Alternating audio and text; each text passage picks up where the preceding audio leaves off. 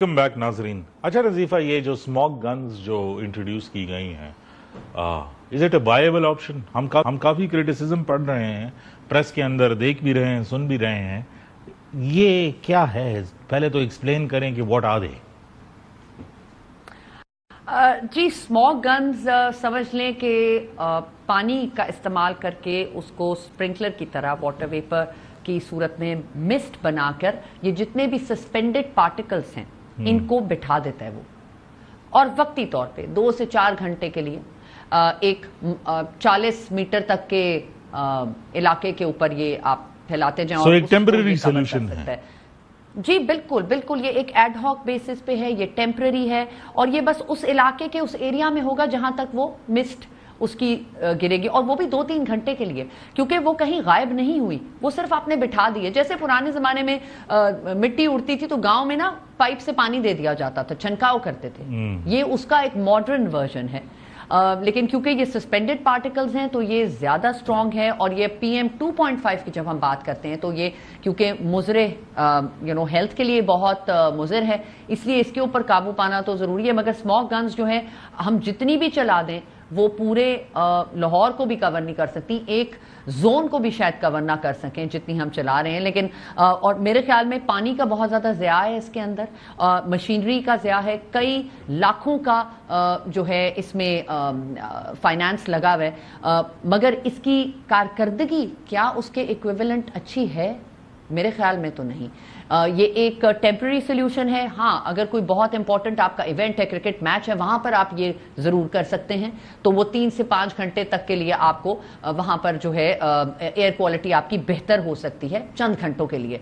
मगर आपको long term action करना है तो आपने उन सोर्सेज पे काम करने की जरूरत है जहां से सबसे ज्यादा पार्टिकुलेट मैटर निकल रहा है। अच्छा नजीफा, मैं सवाल जो है वो पूछ रहा था कि ये जो हर बार ये प्रॉब्लम आता है तो एक डेमोग्राफिक मैप आ जाता है साउथ ईस्ट एशिया का, जिसमें एक डार्क क्लाउड यानी एक बहुत बड़ा काला सा बादल बांग्लादेश से लेकर जो है इंडिया से होकर पाकिस्तान के अंदर वो आते हैं।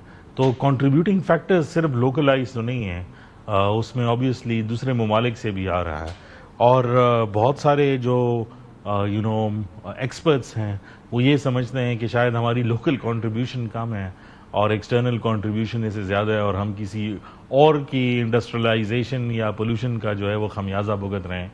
क्या ये बात सच है? इसके 2 अप्रोचेस हैं इस जवाब को देते हुए। पहली बात तो ये है कि trans boundary pollution, air pollution, ये एग्जिस्ट करता है बिल्कुल। आपके नेबरिंग कंट्री जो भी आपके हमसाय ममालिक हैं उनसे भी एयर पोल्यूशन जो है और ये ट्रैवल करके दूसरे ममालिक में आ जाता है। मगर सैटेलाइट के पॉइंट ऑफ व्यू से अगर देखा जाए, सैटेलाइट इमेजेस के थ्रू अगर हम देखें तो हमें पता लगता है कि हर साल ज़रूरी नहीं है कि इंडिया से ही आ रहा हो पाकिस्तान में या पाकिस्तान से ही इंडिया में जा रहा हो। हवा का डायरेक्शन बहुत मैटर करता है ट्रांस बाउंड्री पोल्यूशन में। और दूसरा जवाब इसका मैं दूसरा हिस्सा ये दूंगी कि ये ज़रूरी नहीं है कि ट्रांस बाउंड्री पोल्यूशन ही ये हमारा जो स्मोक का इम्पैक्ट कॉज कर रहा है। ये हमारे अपने सोर्सेज हैं, क्योंकि मेजॉरिटी ऑफ टाइम्स हमारी जो स्मॉग है ये बढ़ती भी क्यों है, क्योंकि ये पूरा साल हम जितनी भी सोर्सेज मैंने मेंशन की, चाहे वो ज़राअत है, वो इंडस्ट्री है, वो वेहिकुलर एमिशन है, इन सब की कंट्रीब्यूशन पूरा साल रहती है, तो हम उसको डिनाई नहीं कर सकते। तो वो मेजर परसेंटेज जो है कंट्रीब्यूशन स्मोक के अंदर वो हमारी अपनी सोर्सेज की है।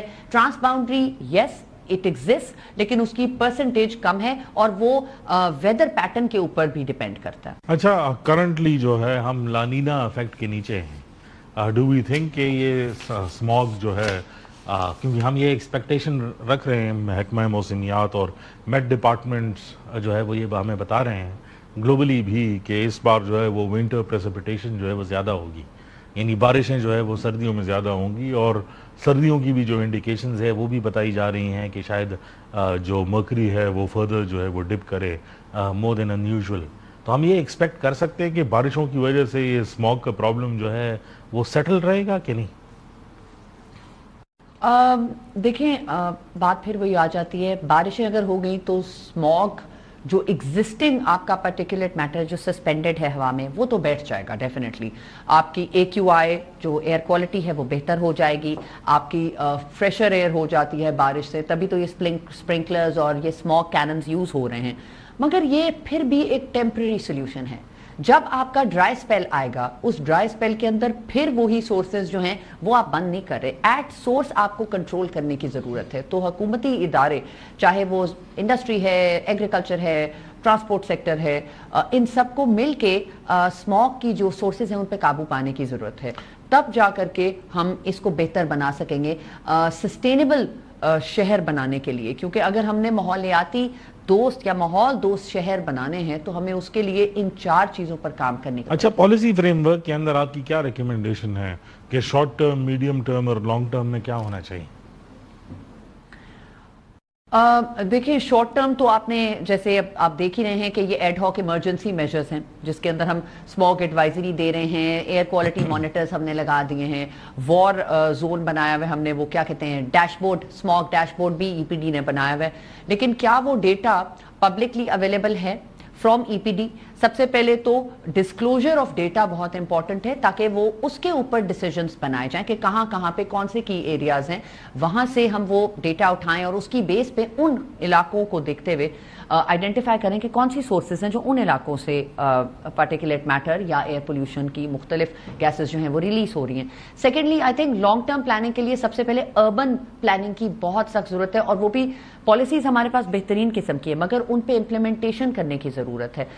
زبردست اسموک کمیشن پلان بنا تھا جو کہ کئی سال پہلے بنا تھا, اس کی بعد اسموک پالیسی آئی, پھر اب ہمارے پاس کلین ایئر ایکشن پلان ہے پنجاب کا.